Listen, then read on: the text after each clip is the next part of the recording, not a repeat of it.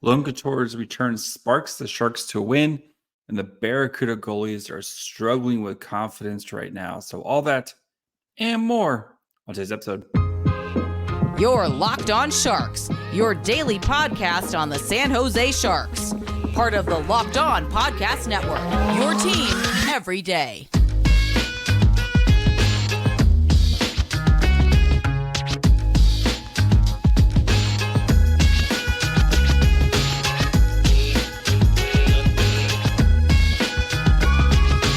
Hello, welcome to Locked On Sharks, the premier hockey podcast covering your favorite team in the Bay Area. My name is JD Young, contributor at San Jose Hockey Now.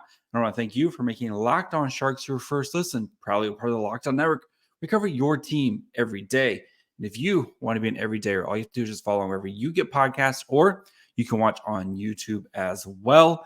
And today we're going to be digging into Logan Couture's return, what it meant for the Sharks locker room. And as I was actually there covering the game and kind of the vibes around having Couture back, talk about where he kind of fits in and where the Sharks are kind of heading with a healthier roster now. And then we're going to also talk about the Barracuda's weekend as they dropped 2 games in Colorado, and the goaltending in with the Barracuda is massive question marks right now. So before we get into all that, do want to let you know that today's episode is brought to you guys by FanDuel. Make every moment more. Right now, new customers get $150 in bonus bets guaranteed when you place a $5 bet. Visit FanDuel.com/lockedon to get started. And I do know the Sharks they visit the LA Kings down in LA. That game's tonight at 7 Pacific. You can catch every hit, every shot, every goal from the Sharks hometown broadcast with SiriusXM on the SXM app. Search Sharks. All right, so the Sharks this weekend, very positive vibes with the return of Logan Couture. We found out what he actually had. It was something with his, a medical term basically saying he'd been using his hips too much. Was, very kind of, you could tell how much it meant to him to get back on the ice tonight. And, I think that's where we have to start with just kind of Couture's return and what it meant. And, even David Quinn afterwards said like they thought he might miss the season and his career might be over. But, David Quinn gave all the credit in the world to Couture and to the medical staff for kind of getting him back out there. And you could tell just how much this kind of meant to everybody in the locker room, just having Couture around. And, we've on this podcast debated kind of what Couture means to the, kind of what type of player he is and how good is Logan Couture and all that fun stuff. And, there's a lot of people who have been questioning whether Logan Couture is a, good captain and stuff. And I think you could tell kind of behind the scenes how much it meant to have just having Logan Couture back. And, Vlasic, who talked about, they've been playing together for 15 years, right? And just having them together, these guys have played thousands of games together. Or I think they have like 2,000 combined games together. I guess Couture hasn't hit 1,000 games yet, but these guys have been playing together for a long time. And just having that guy kind of there, right? And doing what Logan Couture does. And, you could tell everybody kind of wanted to win this game for Logan Couture. And I think, we'll see what happens. I think the Sharks took advantage of a very bad Ducks team, even though the Sharks were pretty bad to begin the period. But, Quinn talked about at the beginning of the third period, you saw kind of Sharks hockey and what they wanted. And they did a really good job of kind of establishing their play and what type of play they wanted to, what type of game they wanted to play. And again, you're not going to win a lot of games when you have 4 shots on goal, halfway through the game. And credit to the Ducks. The Ducks did a great job of getting into shot lanes and blocking shots and such. But it was, very much 2 bad hockey teams playing bad hockey, and the Sharks just kind of took advantage of that and got lucky with some of the scoring from defensemen who had not scored all season. Looking at Kyle Burrows, Jan Ruda, those guys who chipping in offense from unexpected places.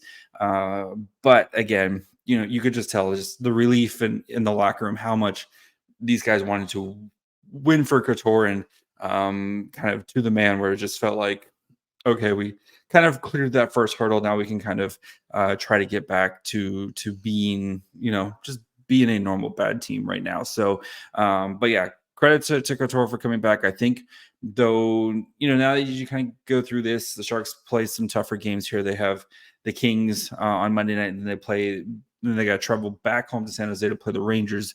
So you're playing two very, very good teams. I know the Kings have been on a little bit of actually both teams have been kind of on a little bit of slide here. The Rangers are 3-6-1 in their last 10, and then not counting tonight because that game's still going on. And then the Kings are 2-5-3, but both those teams are looking at the Sharks as get right games for them. So, we'll see how long it goes, and what the lines continue to look like as now Quinn has a little bit more reinforcements, especially down the center. You're not having to kind of struggle to find center components. But I think, though, overall, just having Couture back and just adding that steady presence is going to help, especially the young guys, right? He started with Eklund. Eklund got moved down pretty, kind of beginning of the third, or I think it was the second period, actually. He got moved down to the third line, and we'll keep an eye on there. But just as young guys continue to kind of get a turn, whether it's Eklund or Gushin or Bordelot or whoever, some of the young guys get called up as the season kind of, as we wind down the season. Having a guy Logan Couture is just going to help these guys so much because, right, you're not asking these young guys to kind of go out there and have to drive a line. Having Couture out there, and we saw Barabanov, I think, had a really great game as well. You saw that chemistry right back between Barabanov and Couture, and that was a huge part of the Sharks last year, was just Couture and Barabanov playing off each other. And both, we know Barabanov struggled with injuries this year, and this being Couture's first game. There's a chance for the Sharks to kind of maybe start to squeak out a couple games here and there, but with what you've seen from the Sharks this year is don't expect them to stay healthy for long, because they just haven't stayed healthy for long. And so we'll see what happens going forward. But two tough games here with the Kings and the Rangers coming up, both looking to right the ship here, and I think they're both circling the Sharks game as a potential get right game for them going forward. So kind of some other observations from the game. I'm Leo Carlsson on the Duck side. Leo Carlsson, he's a big boy in person. He's going to be a monster for the Ducks. Continuing my theme of the Sharks need to win Celebrini this year just to be able to compete with the Ducks in the future. I know there's a lot of question marks around Trevor Zegras and such, but the Ducks have really done a nice job of laying the foundation between guys like Carlson and McTavish. And, once Cutter Gauthier arrives, and Leo Carlson's going to be really, really good. And watching him in person, I was really, really impressed watching him in person. But yeah, he's a big boy, much bigger than you expect. Like him and Hurdle got into a board battle, and he was leaning on Hurdle a little bit, and it's oh, that's yeah, that's impressive right there. So. But it was just kind of, it was good to actually get up in the game and do all that. And as much as I love watching from home and making clips and all that fun stuff on social, it's good to get there and do that as well. Get to the game, actually do that. So it was a really, really fun experience with that. And posted all on YouTube. I posted all the after the media availabilities from Vlasic, Quinn, Hurdle, and Couture. So all those are on YouTube if you want to watch them all start to finish unedited. They're on there. So just clean up the audio a little bit, but yeah, you can go check out all those. But yeah, thank you to the Sharks for letting me come. Hopefully get to make it to another game before the season ends. So we'll get into the numbers of this game and kind of talk about, even though the shot disparity, actual shots and goal was a huge margin, the actual shot attempts, again, the Ducks did a really good job of kind of shutting down those lanes and such. So we'll talk about that, look at how the lines looked, see if we can try to find a place where everyone's going to fit in here now that we're starting to get healthy. So we'll do that here in just 1 second.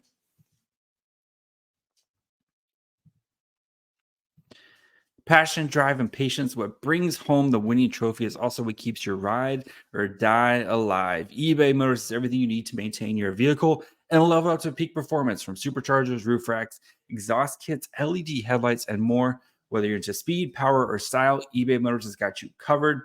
With over 122 million parts for your number one ride or die, you always find exactly what you're looking for. And with eBay Guarantee Fit, your part is guaranteed to fit your ride every time or your money back. Because with eBay Motors, you're burning rubber, not cash. With all the parts you need at the prices you want, it's easy to turn your car into the MVP and bring home that win. So keep your ride or die alive at ebaymotors.com. Eligible items only, exclusions apply. eBay Guarantee Fit only available to U.S. customers.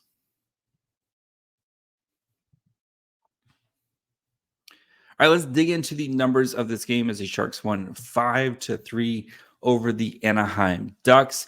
Again, a lot of scoring. Zadina should have had a goal had a goal that was overturned from offsides, but you got goals from Thrun, you got goals from Ruda, not Thrun, excuse me. You got goals from Vlasic, Ruda, Kyle Burrows, and then Zetterlund with a beautiful shot, and then Hurdle kind of getting the empty netter, which very much deserved goal by Tomas Hurdle. I thought Tomas Hurdle was great all night long, and so the lines, the way we'll dig into the lines here in a minute. Sorry.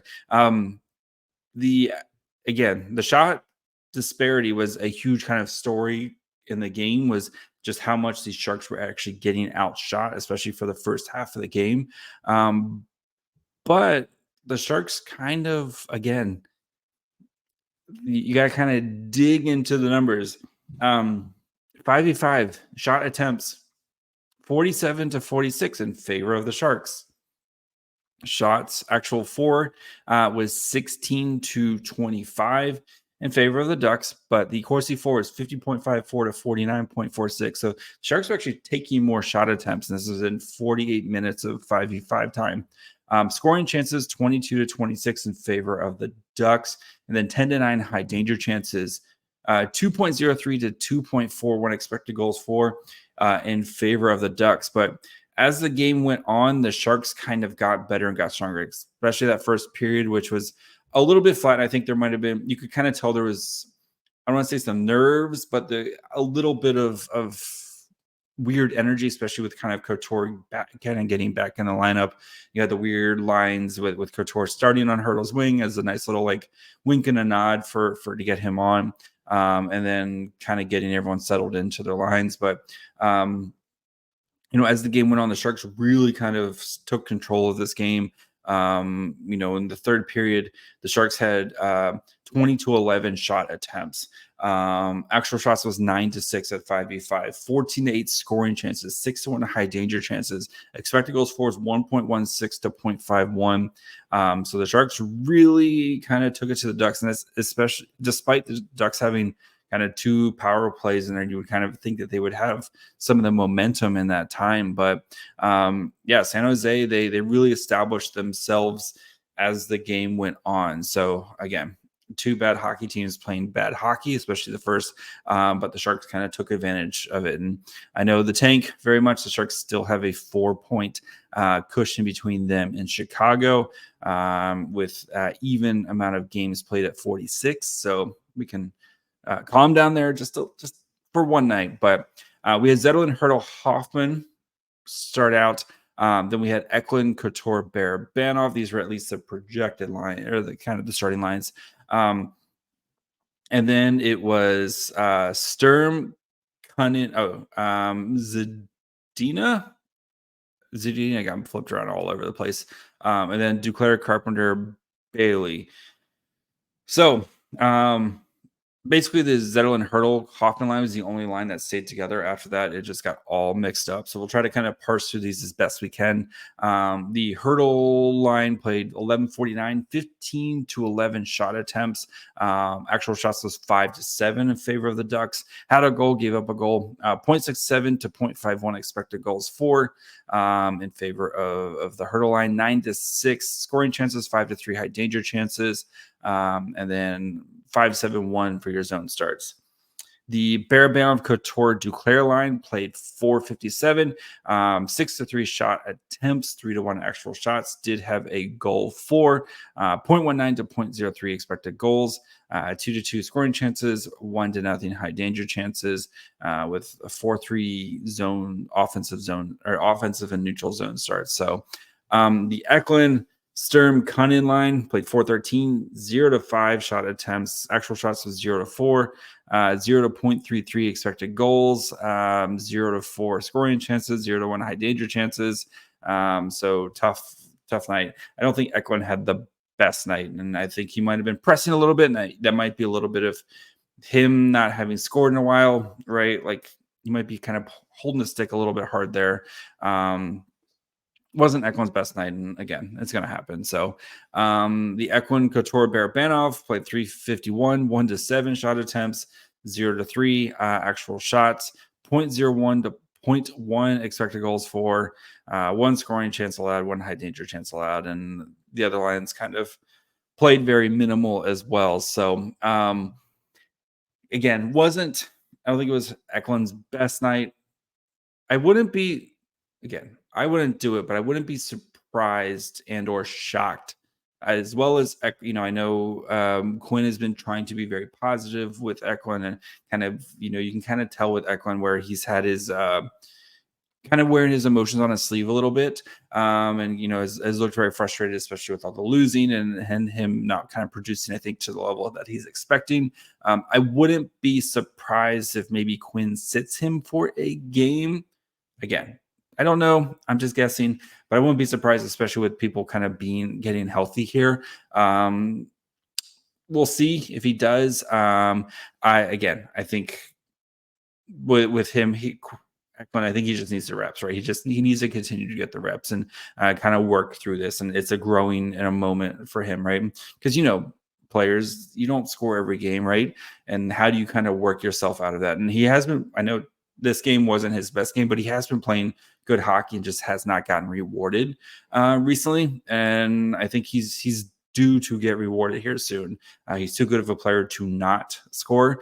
I think he's going to get rewarded here soon. So be interesting to see how Quinn kind of continues to navigate Eklund's confidence right now, because, I know he was happy I'm assuming he was happy the Sharks won, but I know he did not have his best game that I've seen out of him. So as for the defense in this game, I think solid overall. I think you were still kind of getting, the Ducks were getting a lot of shot attempts, and especially at the beginning of the game, but they definitely kind of, clamped down as the game went on. A little bit of helter skelter at the end of the game with the kind of trying to come back, right? And they got the power play goal, et cetera, et cetera. But Thrun led the way, at least for shot Corsi 4. He was at 65.63, 21-11 shots for. Ruda, his partner, was 15-13, 53%. Ferraro, 22-20, 52%. Vlasic, 14-18. Burrows, 11-15. And Ohocek, 11-15. That is 42.31 for the last two. And then Vlasic was at 43.75. So, yeah, we will, continue to see there. I do love watching Thrun play. You could tell he gets it. I think things have clicked for him. He's still going to have his rookie mistakes, of course, but I think the Sharks, they got something with Thrun. I think he's going to be a staple to the Sharks for a while. So as for Mackenzie Blackwood's night, he had made 32 saves on 35 shots, 3 goals against. Expected goals against was 4.11. This is, of course, all situations. 914 save percentage, 10 high danger saves and 11 high danger shots, 10 mid danger saves and 11 mid danger shots, and 9 low danger saves on 10 low danger shots. And I think Blackwood kept the Sharks in this, and I think they kind of rallied at the end, and he made some big saves when he needed to. But wasn't I thought Blackwood's night was a very solid night out of Blackwood. He kind of continues to keep stringing these along. Maybe not the highlight reel nights that we've had at the beginning of the season, But I think though for Blackwood, just continuing to kind of him and Capo Kakinen, just kind of continuing to string these solid performances allows you to be able to actually see what you have in front of you. So good win for the Sharks.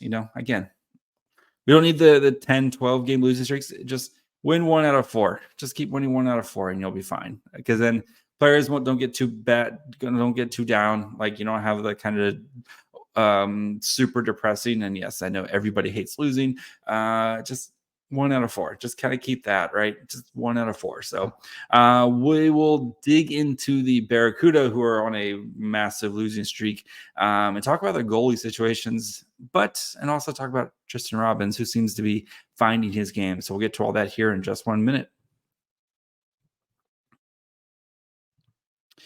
The NFL playoffs are in full swing right now. We're getting ready to head to the conference championships, and there's still time to get on the action with FanDuel, America's #1 sportsbook. Right now, new customers can get $150 in bonus bets guaranteed when you place a $5 bet. That's $150 in bonus bets, win or lose.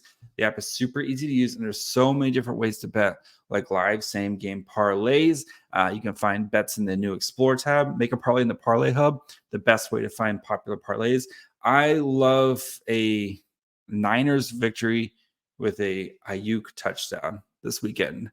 Anytime touchdown. I think the Niners are going to be able to take advantage of a tough or a struggling, we'll say, a struggling Detroit secondary. And especially if Deebo Samuel is out, maybe you have Ayuk, you have Kittle kind of roaming around. I love an Ayuk touchdown with the Niners win.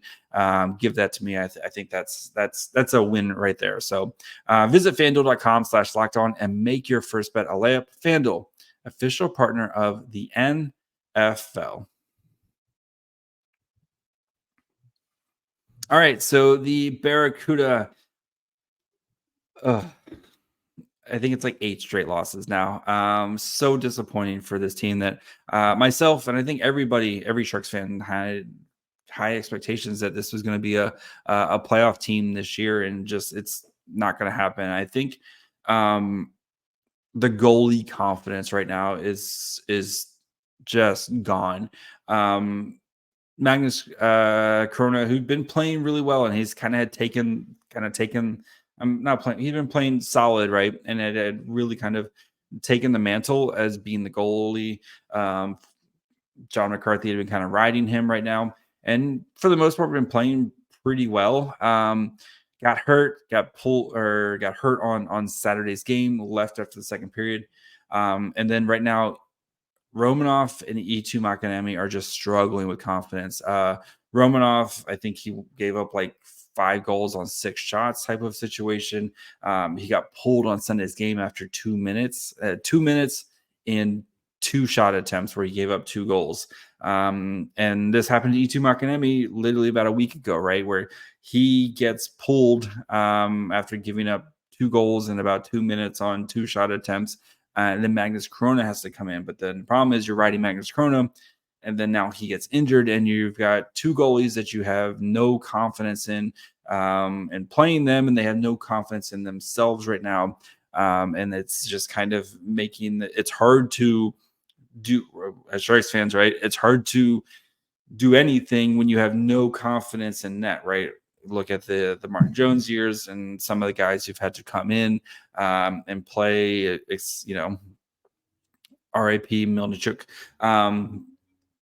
Like when your goalies they have no confidence in themselves, so they're not able to establish any rhythm.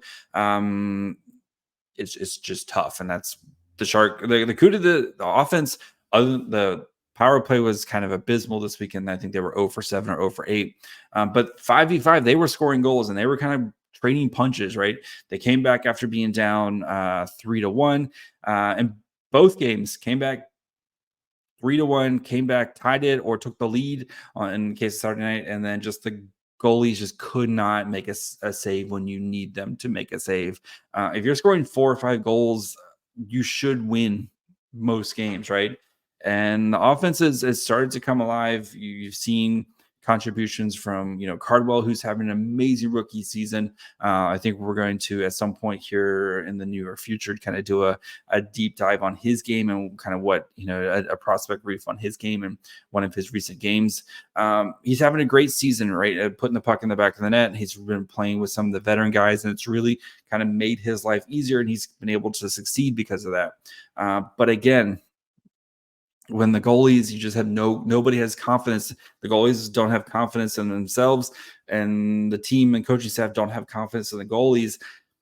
We've been down this road before on the NHL version, and now we're just seeing it on the Barracuda version. And don't know the extent of Magnus Krona's injury, but it looks like it's going to have to be Eetu Makiniemi and Georgi Romanov right now. These guys are going to have to try to find some confidence somewhere quickly as this season is spiraling, down the drain for the Barracuda. So, but that doesn't mean it's all bad, right? There's been wins and losses. I know it stinks losing, but you have started to kind of see some guys starting to pop off. Shakir Mukhamadullah's been playing really well, especially now Leon Kavanke has been kind of in and out of the lineup as well. As he's been dealing with some injuries, issues, and Mukhamadullah's been really kind of having to carry that number one defenseman role. He had 2 assists on Sunday's game. Again, Colorado's a pretty solid team as well. So 2 assists on Sunday's game, and has been running the power play and has been a huge factor in the Barracuda's offense, playing really well. Tristan Robbins, who kind of like Logan Couture, missed the first half of the season, and has really been the first kind of 10 to 12 games has really been struggling to kind of find his game again. And that's, again, when you miss so much time. But I think Robbins is kind of back, right? He had 3 straight games of, where he scored a goal, and you can kind of see that speed that we knew from Robbins and his quickness and shifting. You're starting to see that element of his game back. So hopefully Robbins can have a monster second half and to kind of make up for the lost time in the first half. But you've been seeing him playing really well. Gushin's been solid, of course. He had the weirdest goal on Saturday night where he just kind of flung a backhanded puck on net, and it went in. And that's how, sometimes when you're a goal scorer, you just score goals anyway. They don't ask how, they just ask how many, and Gushin continues to lead the way that way. But and even some of the defensemen, I think Knizhow's been playing solidly. Artem Gurev has, I think he's starting to kind of find his game now. Had his first fight against Keaton Middleton, and if you don't know much about AHL hockey, Keaton Middleton is one of the toughest guys in the AHL. And if your first fight is against Keaton Middleton, hats off to you, Gira. That is not an easy draw right out of the gate there. But I think he's starting to kind of really find his confidence and starting to put together some sustained games. And Valtteri Puoli had 2 goals on Saturday. It's good. Some of these guys who we had kind of big expectations for going into the season, they're starting to find their way right now. And we'll see again if the guys in front of the goaltender are playing well, but the goalie is just kind of struggling right now. Maybe the Barracuda, they just got to win every game 6-5 right now. And I think they do have some of the pieces to do it. They have plenty of offensive talent, and some of these guys are playing pretty well right now despite the goalie issues. But we'll see kind of what happens with the CUDA going forward. We'll continue to track them here. Good news, though, I will be at the AHL All-Star Game fully credentialed. So we'll have Gushin, we'll have all the prospects or all the, kind of around the AHL. So I will be there in San Jose on the 4th and the 5th. It's going to be a good time. So I'm really excited about it. But make sure if you guys don't want to miss anything, I'm sure we'll have some special stuff on the YouTube channel. So make sure you guys are following along there. You can also, of course, keep getting your audio listens wherever you get podcasts, and like I said, watch on YouTube as well. You can follow the show on Twitter, Facebook, and Instagram at Locked On Sharks. You can follow me on Twitter at My Fry Hole. And until tomorrow, bye, friends.